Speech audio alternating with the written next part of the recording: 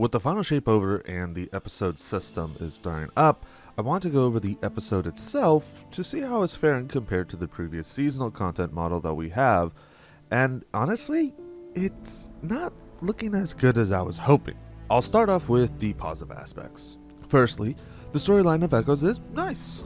We're able to get some interaction with Failsafe once more after years of having no reason to, and her being a great asset to us during the story is really good as well. We can hear how she's missed being part of a team and seeing how helpful she has been. We honestly should have been interacting with Failsafe more often than we had throughout the years. Not only that, but seeing that we're dealing with the Vex and Saint 14 is wanting to help out, it does kind of feel like a really good rehashing of what happened within the Infinite Force, and I'm really interested on where this goes from here. Secondly, I wanted to go over the two activities that we actually get from this season. The first one is the main thing that you'll be doing, like the actual arena part, which is the breach executable, and then obviously there's another one called the Enigma Protocol. Now each of them are a 3-player activity and are set in different places, different setups, which does make it really nice, and it doesn't feel like a copy-paste. Like I said, the breach executable is the main area option, and normally it's just a section of 2 mini games that you can do where it actually does have different setups depending on where you start and where you will go. Then, during those times, you'll be able to complete those mini games, and then after the 2 mini games are done, or if you run out of time at that point, you will go to the boss fight. Now, while you go through the mini games and also the boss fight itself, you'll be able to collect data fragments and then deposit them into the receptacle that will spawn in during those time frames, and you'll be able to utilize older weapons like the Seed. You'll be able to use the Reaper's Blade from Season of the Haunted and the Spear from Season of the Risen, which is kind of nice, although a lot of the times when it comes to it, you may accidentally pick up the actual weapon than depositing the data fragments, which is a bit of an annoyance that I do want to highlight on that one, because it does kind of get in the way and really gets annoying very quickly. Now, during those times between the minigames when you're moving from one location to another, you do have the opportunity to collect resources that you can deposit in the receptacle at the end of the mission, or if you're also just going around and collecting stuff throughout the patrol area, you can also do that in the helm as well. And you actually get some decent rewards. It's kind of like they revived the fishing aspect, but instead of going to fish at a specific location, you'll be able to run around in the activity, and you can also enable more to spawn with utilizing your hammer against a specific pillar that will allow them to spawn surrounding it. So it does give you an opportunity to get some more stuff, which is really nice, and I think that's a good addition that they have. And I hope they keep this up with each different episode and different arena area, just because that additional amount of loot that you get does make it more of a reason to go through the actual stuff. Now, focusing on the bosses themselves, each boss is their own area and their own dynamic. You do get 3 in total, so you can have a random one. So that could be a Minotaur, it could be a Tormentor, it could also be a Hydra, and also the different locations themselves do reflect those types also. So it's not just a straight up, hey, we just made 3 different areas and the bosses work the same way.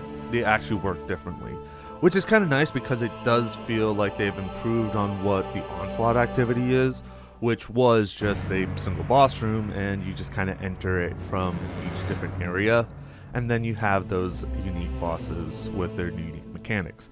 So one step above that, which is great, and on top of that, I think the aspect of how everything works just feels really nice when it comes all together. Now, the second activity is the Enigma Protocol, and that basically is a time trial of sorts. You can get through the Vex Net within a short amount of time, and you can extend the time by shooting yellow crystals, which each give you about 30 seconds for you to kind of play with. Now, The pathway is somewhat the same. There really isn't many changes, so it makes you can go faster and faster the more knowledgeable that you are of the area, which is pretty nice because of just the fact that the faster you go, the more time that you can do other things and still be able to grab some of the loot within here. Now, there is a couple of things that I would want to say for this. After you do it like the first few times, it kind of does get stale. And it gets also to the point where, like, once you hit 2000 for your power level, there really isn't much to do afterwards. Because outside of the Enigma protocols, like final loot, there's maybe a few things that you can grab, but outside of that, like, you only need to run it like a few times and then you're pretty much good, especially with how the power leveling works now. So it's not bad. I think it's still pretty fun if you like to go fast and you want to try and get that fastest time. But outside of that, there really isn't much else to the activity that's like worth really going through repeatedly. Now, one thing that I did want to talk about that was technically part of Final Shape, but came out within this episode, is Dual Destiny. Now, I think Dual Destiny is amazing. And the main reason why I say that is because it's something that you cannot solo. So you do always need to have a teammate with you. Either you have to be running a dark subclass and they're running a light subclass, or if you just want to kind of default everything, you both just run prismatic and the game will decide for you. But essentially you go through this area and this mission with, there's a lot of cooperative puzzles that you will have to do. And again, you're on that time limit, which is nice because it does reset after certain areas, making it so that you're not fully rushed to do the entire thing in one go, but will allow you to be able to kind of keep moving forward while making sure that the coordination is still on top. And I think a lot of people have been very controversial when it comes to it, like, oh, you need to have someone else there with you. But I think that's just really good because, again, when it comes to this type of stuff, there's obviously going to be things that you cannot do on your own. Like, for example, not only just Dual Destiny, but something that I didn't cover within the Final Shape, the cooperative missions. You need to have at least one other person. You can't just do it on your own because there are mechanics within there that require two people. So the fact that they're bringing more into this, and on top of that, at the end, you're getting a class item that essentially fits with Prismatic and giving you two different exotic perks is really, really good.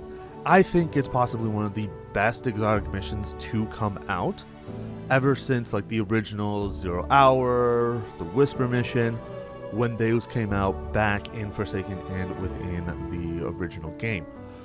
And I think that this is just amazing, especially the way that you go through it, the way that you have to discover it, go into each of the different areas within the Pale Heart, taking care of the overthrow, taking care of a specific enemy that spawns like a minute after, and then ultimately going to the Blooming, and then from there, following like a pathway to getting to the Dual Destiny, before it then becomes something that you can just access through the patrol area, which is nice.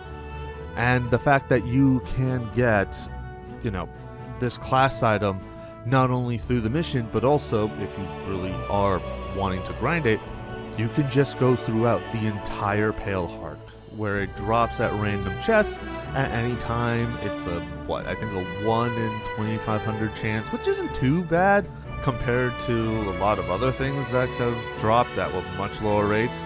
But again, when it comes to that type of situation, that's just a grind that you would want. Now, obviously, people will be complaining about the duplication issues, which kind of happens, getting the same role multiple times in a row. That kind of sucks, especially since the only way to guarantee it is you have to go through essentially a 15 to 20 minute mission that, if you're fast enough, takes that long, but can take a lot longer if you're not. And so the rate of return does kind of feel a little bit bad, but again, it's still outside of that aspect. it's still definitely worth going for. It's definitely worth trying it out, especially if you have the final shape, just because, again, you're essentially being able to get a free 2 exotics within just one item. And also, you can still run your boots, you can still run your chest piece, you can still run all the other gear, and your cape is really the only thing that's changing, and that's possibly the best spot where it could be. Because, you could use other stuff, but the cape doesn't change. So that's kind of my whole thing when it comes to it. I think Dual Destiny is amazing. I think it's definitely one of the best aspects of this. But, again, that is just a personal opinion on my end.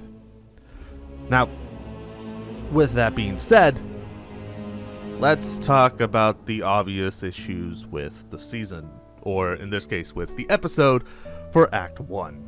Now, obviously, a lot of it is essentially just the same thing that I've talked about beforehand with the seasonal model.